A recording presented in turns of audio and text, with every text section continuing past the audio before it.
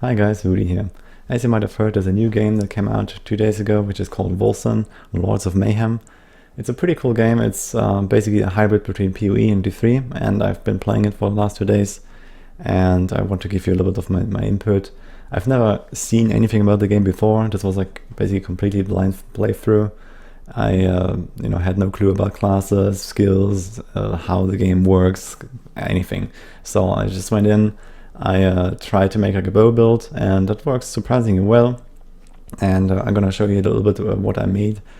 And overall, the game looks really pretty. There's like some unpolished things, some bugs, game crashes, and so on. But it's a fresh release. It's probably expected, I guess. So it doesn't really bother me too much, and I assume most of this is gonna get fixed very soon. But overall, it took like the best things from PoE and D3, I would say, and combined them into one game. And I think this is definitely a really promising concept. So I assume any game that wants to become like a top ARPG pretty much has to do exactly that. And I think they did a good start with this. We'll see how the end game is, and what systems they will expand the game with. But overall, just to try it out, I would definitely recommend it. And it looks pretty. You have like lots of customization for your skill tree and your skills themselves. And I'm also going to show you what I made for my bow build. But overall, the difficulty seems relatively easy. There's like only two difficulties, which is like one is like a story difficulty, which is apparently like super tuned down, and the other one is normal difficulty, which is also not really hard. So overall, the game seems relatively face roll if you know a little bit what you're doing. There's a couple of hard bosses. So boss fights are actually quite interesting. There's like some multi-phase bosses, especially the act bosses. They are quite fun. And overall trash and so on. It's like a little bit like speed farming. Once you have like a little bit of a setup. At the start, the game is very slow, but it becomes like progressively easier. At least for my build, that was the case. After like level 20, level 25 or something, I had like the core skill tree mapped out already, and I was basically invincible and one-shotting most of the at least trash packs and elites. And then boss fights also became like progressively easier as I went through. I actually had to play through the game twice. There's like an offline mode and an online mode, and the servers were very unstable the first 2 days. So I tried to get in, it didn't really work. So I just played on offline, and the two are separated, so you can't use your character from offline later like to play in multiplayer. So I basically spent the first playthrough like really slowly reading through everything, trying to absorb the information, read through skills, the passive tree, etc. And I made it through the game in like 10 hours doing all that. So the campaign is relatively short. And my second character, after I knew what I was doing a little bit better, I went through the first two acts in, I don't know, like 3 hours. So I assume the whole campaign will be like 4 hours, and you can probably do it much faster. So it's really not a long campaign, and the end game seems to be a little bit like maps in PoE or rifts in D3. You can customize them a little bit, but I haven't really tried it myself, and I haven't really seen much about it. I just heard that you can roll these maps a little bit and basically farm them. So we'll see how that will be. I'm probably gonna try this today after the campaign, because I'm not really gonna keep playing my offline character. So I had to level fresh from the start from online character after the servers actually worked. And I'm probably gonna make an update on this then. So I can give you a little bit of an overview of my character and also how items and skills work. Basically, it's as I said, like a hybrid between PoE and D3, and you can really see that. So for the skills, for example, you learn them, like they dropped as items, and then you learn them permanently. It's very easy to acquire all skills, and there's actually not that many skills in the game, but they have a lot of customization with like a rune system, and you can actually have multiple runes active at once. So if you take a look here at the bow skills, there is I think 11 skills that you can use with bows, unless there's something I haven't found. But once you get through the campaign, you have basically found all the skills anyway, unless there's like some hidden maybe later on, but I doubt it. So the core of my build is a skill called Wailing Arrows, It's basically like a rain of arrows or a rain of vengeance. It looks like this, and I have like a rune modifier that gives it like, you know, two additional circles. So otherwise this would be just one. I can turn this off, for example, and it looks like this. And this does a lot of damage. It's very strong. It has like an 8-second cooldown. You can also reduce the cooldown with one of these runes, and it just makes, yeah, it does a lot of damage basically. And you don't really have to do much. You just have to run around a bit and cast this, and it will basically destroy everything. Very strong. My second main skill is a turret. It's called Avenger Auto Turret. Basically pop it, and it will keep shooting in one direction. So you want to align this with the monsters, and it will do a lot of damage over time. And there's also like a rune that makes it auto target. I actually haven't tried it at all. I just wanted it to do a lot of damage, and I took like all the damage stuff, and that seems to work very well. Like most of the time you only really need it for like the big targets, and those get hit anyway if you kite them a little bit through the line of fire. So other than that, you have like a basic attack. This is just to generate a little bit of rage. So I have actually a passive that generates rage passively, but usually you have to do this yourself. So you have like a dual resource system with willpower and rage. Willpower seems to be like based around spells, and rage is like more for attacks. But I haven't tried any like spell builds or anything. This is like only one build I've tried here. So usually you generate rage, and then you spend it with your other skills. And you can see it, transforms your rage into willpower. So it seems to be like always like exactly 1,000 for both combined. So I'm not sure if there's like a better way to use my willpower so far. You can't really use spells with bows, but there might be items that allow me to do this. Because, for example, I found like a shield, and usually you also can't use spells if you don't wear a staff or a catalyst, which is kind of like a mojo witch doctor offhand. And for example, this unique shield allows the bearer to cast sacred spells, so there might be something similar for bows later on, I don't know. And also in general, unique items are extremely rare. I found 2 in like the whole campaign in like 10 hours. I assume there's gonna be more late game. That would make sense at least, but overall, yeah, they're very rare, but they seem special enough to, you know, have like interesting effects, and I assume there's gonna be pretty cool stuff later on that are actually like also defining builds, like the shield there, for example. Other than that, I have like some support skills. I have like Mark of Impurity. It's like a damage buff. I have no clue how much it does. I have no clue how long it lasts. It like the tooltips are actually horrible in this game, and I really have to work on that. So it says, curses a target, increasing the damage it receives. I have no clue how much. There's a rune, makes him more vulnerable. I have no clue how much. There's like, increase critical damage to marked enemies. I don't know how much. Marked enemies are more vulnerable. Yeah, you get a point. Longer duration, I have no clue how long. Yeah, this is an extreme example, but this is, yeah, a little bit weird. And I hope they're gonna improve that. There's also like a lot of bug tooltips or inaccurate tooltips, but as I said, it's like the release of the game. I imagine most of this stuff is gonna get improved or fixed, and we'll see. Yeah. Here's the passive tree. It looks like a lot, but it's actually not that intimidating once you understand the basics. So it's basically like a smaller, more simplified version of the PoE passive tree, and every point is one level. Every level is 1 point. So basically you can assign these points and travel along these paths. And you see like the glowy stuff is what I've chosen, and then you have like the little bit lower glow is what I can reach basically, and then this other stuff is like, you know, unassigned.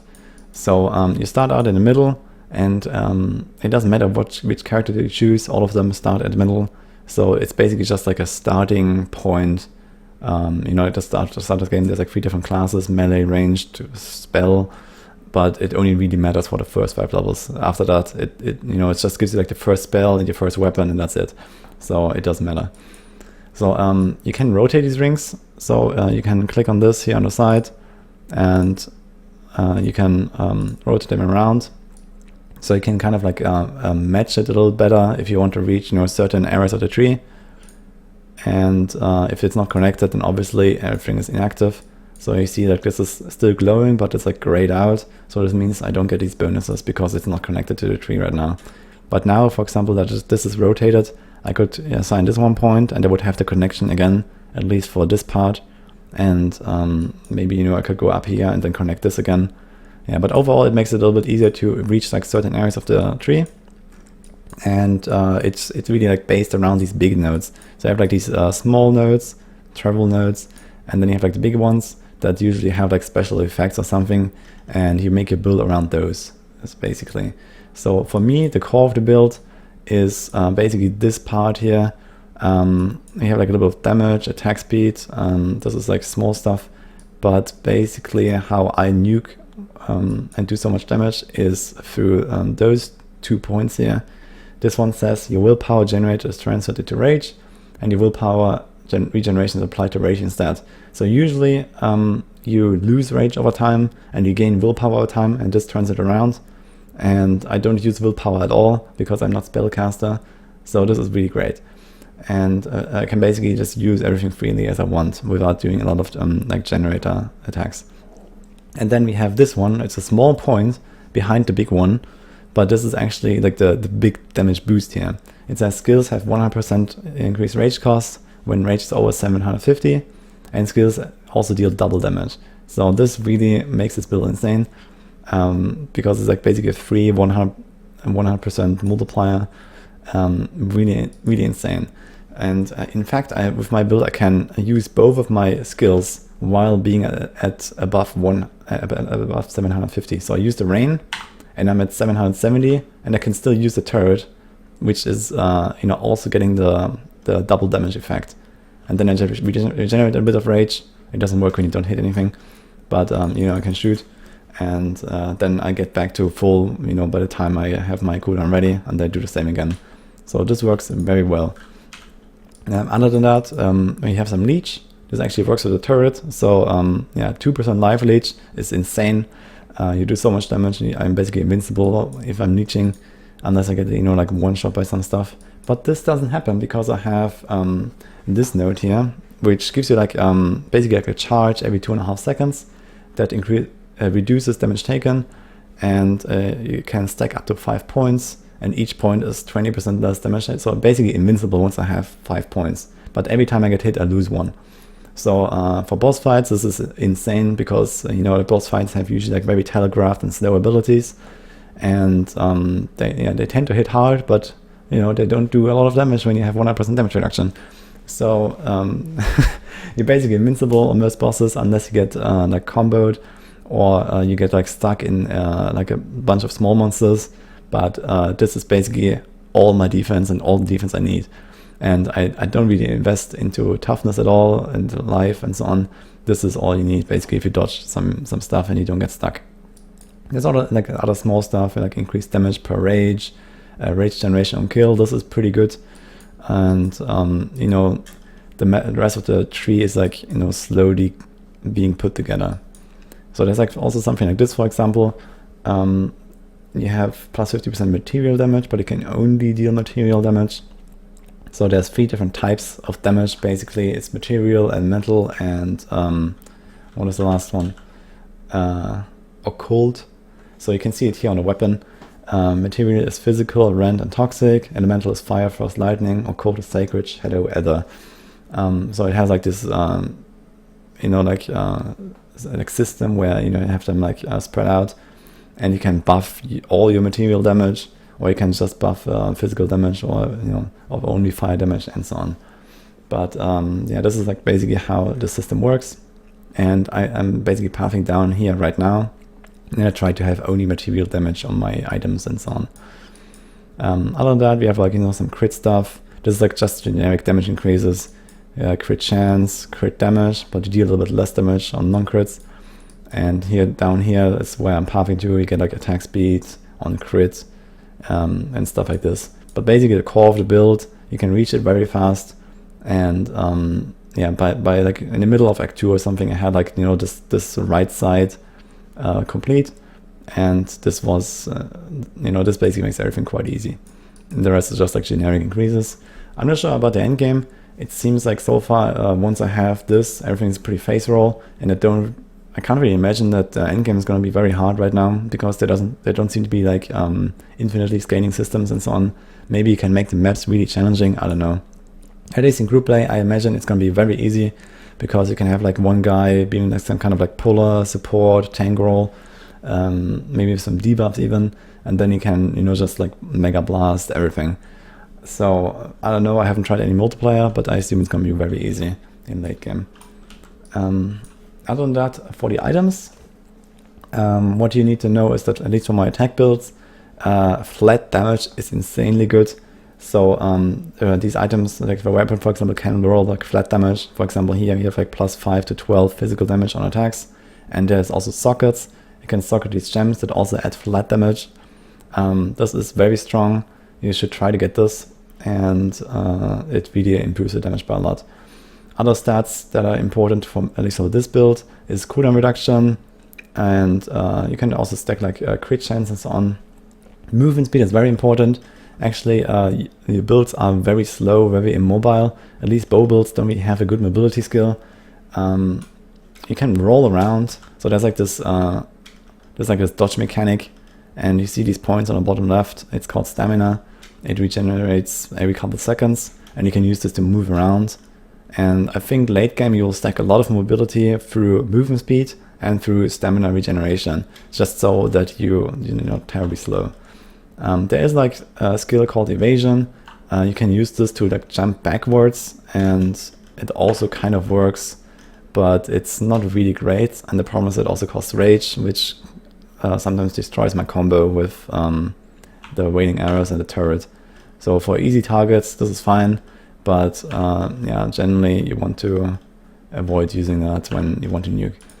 So yeah, we'll see how this will be in endgame, but I assume movement speed is gonna be one of the best stats. And there's not really many sources of it, but there also doesn't seem to be a cap. So you can get some pants, for example, and boots that have it, and I think chests and helms. Like, for example, this helm has 10% movement speed. This is very strong already, just because of this this implicit affix. So this works a little bit like in PoE, where you have certain items with a certain like base affix, which is like this white text here, 10% movement speed. And there's like other helms or other, that have like other effects basically. But you want to stack those as much as possible. And other than that, you can get like insane cooldown reduction values. This chest, for example, has 14% cooldown reduction. This is nuts. And 11% resource generation, lots of auras. This is actually a very good chest here. And I got this from the campaign somewhere. And you can put these sockets on it to improve it. And yeah, it's really interesting. I'm not sure like what other stats there are, or how high these stats roll in 8 game. This is like all campaign stuff. I'm level 38 only, and it goes up to level 90. So I assume you're gonna have like extremely strong items with tons of cooldown, resource, and all that stuff seems to scale extremely well. And there's also like percent damage increases. Like, do I have any of those actually? Material damage here on the gloves. So yeah, you don't really need too much of this, because you scale a lot of damage just from the tree already. So this is like a little bonus, but it's not really good. Other than that, also what you need to know is there's like flasks. It's like just like in PoE.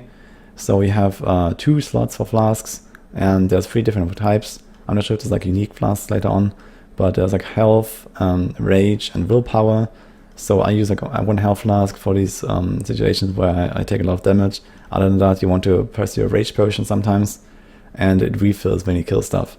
So I can use it twice. It costs like 10 charges each time, and like a kill gives you like 1 charge back, and maybe more on elites, I don't know.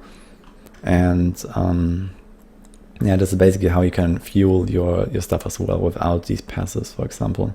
So that works pretty well. There's also a little bit of crafting in this game. I haven't really done very much of it, because you only really get access to this in the end of the campaign. And I don't know how often this stuff drops in the end game. We'll see. And yeah, I'll definitely try a lot of this. But basically you have like these orbs. There's like a few different types, a little bit like in PoE. So you can reroll like certain affixes on items. For example, you can use this entropy orb here, and you can guarantee certain stats by socketing the item with a certain gem, and then it will roll this property guaranteed plus certain other random affixes. So you can have like some determined outcomes a little bit and design your own items like this. I assume this is probably how most of the good stuff is gonna get created, aside from like random drops, and probably like most of your items later on will use this to guarantee certain stats and make them really good. There's also these greater entropy orbs that work only on legendary items. So you have to know there's like different qualities of items, much like in the other games. So there's like 5 different qualities. They have like a star system, 1 star, 2 star, and so on. So this is rare. This has 2 stars. I don't wear any blue items. Actually, you start wearing full rares very early, and basically after level 5 or so, I stopped picking up blues even, and it's basically just yellows. And then they're mixed with a couple like legendary items. Blue items have like 1 or 2 affixes, and yellow items have 3 or 4, and then legendary have 6. I'm not sure if you can have more or less than 6. All of mine have 6, so I assume this is just like a fixed number. And then there's also like these unique items that are the highest quality in this system basically. But I'm not sure if you can also apply anything to unique items. I doubt it, but we'll see. And other than that, yeah, you can craft like your own stuff, and you can have like pretty good outcomes with this. And there's also like a guy in town where you can change sockets. It's actually quite cheap. I have a lot of gold. Gold is so far not really a very like rare resource, but you can spend it a lot to get like the best outcomes on your items. For example, you can add sockets to your items, and it rolls like a random number and a random level of the gem. So you see this here on this gem, very much like the different attack types. You also have these different socket types. So you have like offensive, defensive, support, and then you have like different levels of those, and it actually changes the effect. So defensive is for like armor pieces, like pants and chest and so on. Then you have offensive, which is your weapon, and support is like rings, amulets, belts, and yeah, you always get defensive on helm. You can't get support on helm. You can't get offensive on helm. So this is basically limited to the item slot. But yeah, you can just reroll it for a little bit of gold. So the cost right now is 370 for this item. It's not very much, but yeah, getting like the right outcome can be quite costly, I assume, because if you click this a couple times, it costs a lot. You always get like 1 right now, but you can get 2, for example. I have 2 in my chest, and maybe it goes up to 3, I think. So I believe, yeah, probably like weapons can have like 3, and then chest and pants can have 3, but it seems very rare to roll that. So this is probably how you spend a lot of your gold. I think you can also use gold to change the maps and increase the difficulty and rewards later on in game. But generally, gold seems to be not a big issue. As long as you pick up rare items, you're gonna be fine. Just win them in town. It seems like the items are always like worth very similar amounts depending on the item level. So for example, you see 247 gold value for this gauntlet, 279, 241, 272. So it's all very similar. Rings and amulets seem to be worth a little bit more, especially considering they only need 1 inventory slot. Actually belts as well. So yeah, these 1 slot items are actually really worth picking up simply because they are very gold efficient, I guess. But yeah, like you shouldn't really pick up like any white or blue items, I guess, after like the first few levels. And obviously legendaries are worth more and so on. So it definitely seems to scale with item level and the quality. But other than that, there's like nothing that really is like crazy value. So for example, if you remember Diablo 2, you have like certain items that roll, for example, skill affixes on a scepter, and they used to be like max value, like 50,000 gold or something at the vendor, and other items were like 200. And this doesn't really seem to exist here. and it's like all based on like the item level and so on. So yeah, you have to pick up a lot of items to get gold, and you also get it passively from like on the ground and so on. But that's about it. There's also like these skill points. They're called, I don't know, I don't know what they're called. But basically, yeah, you get them from the skill items, these interacts, and you see the value is 100 on the bottom right. And basically, the first time you learn them, you acquire a skill, and the second time you get these points after that. So you can always like pick them up and learn them. There doesn't really seem much to do with them. So if I use this now, I get plus 100. It's called primordial affinity, and this can be used to upgrade your skills. So there's like a guy here can level up your skills, but you also get XP passively from just using the skill. So this doesn't really seem like a very good investment. You can also duplicate skills.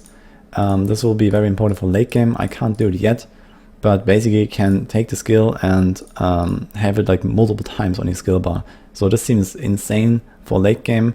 For example, when I have my raiding arrows and it has a cooldown and I can use it like multiple times in a row by duplicating it, that seems pretty nuts. We'll see. But you also use this to respec. So you can respec your passive tree if you want to change your build or you screwed something up.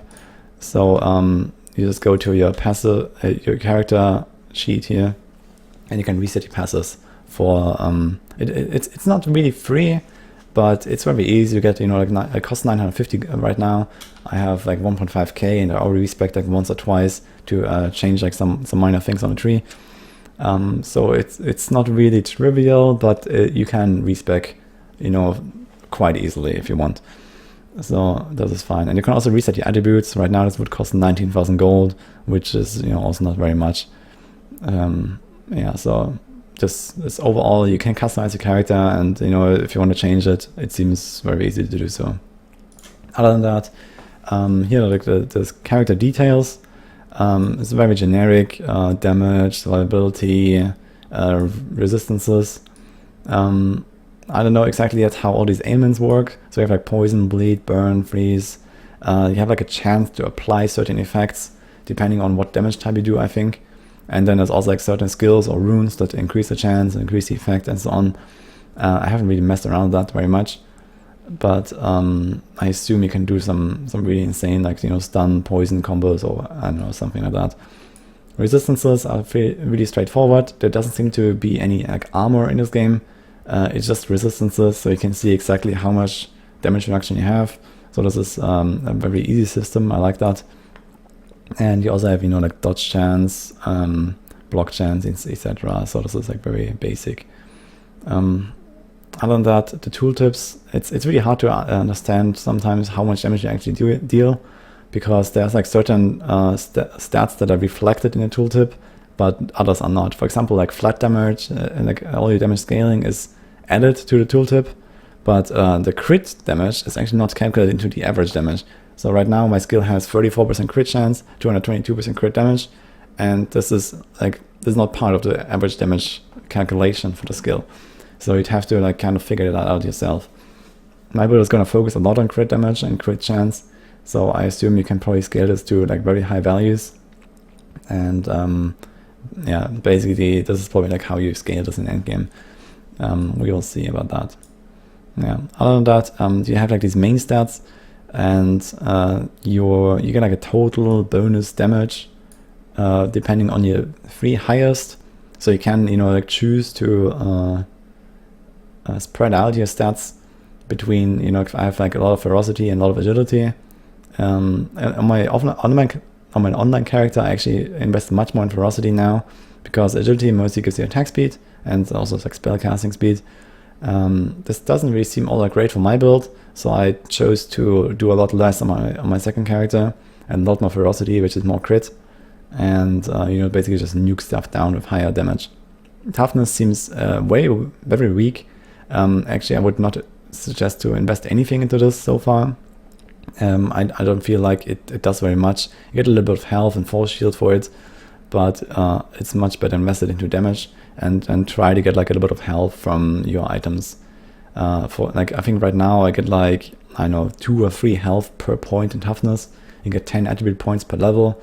It doesn't really add very much compared to like a chest piece adding like 460 health right away. And then you have like a socket with even more life. So yeah, this is basically 5 times the amount I can get from like my toughness right now in one item. There's also like wisdom, which increases your ailment chances. So if you apply like bleeds and dots, poison, I don't know, this might be something worth investing into. For me right now, I focus on just like blasting stuff with high damage, and that's it. Yeah. So this is about it for my setup or for the game basics, I would say.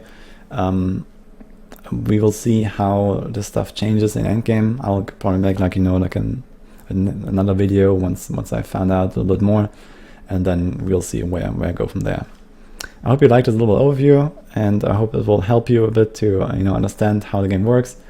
And yes, so far it doesn't seem like there's a lot of like bow uses. So when I was streaming, a lot of people were saying that they use like pistols with a shield or pistols with a catalyst.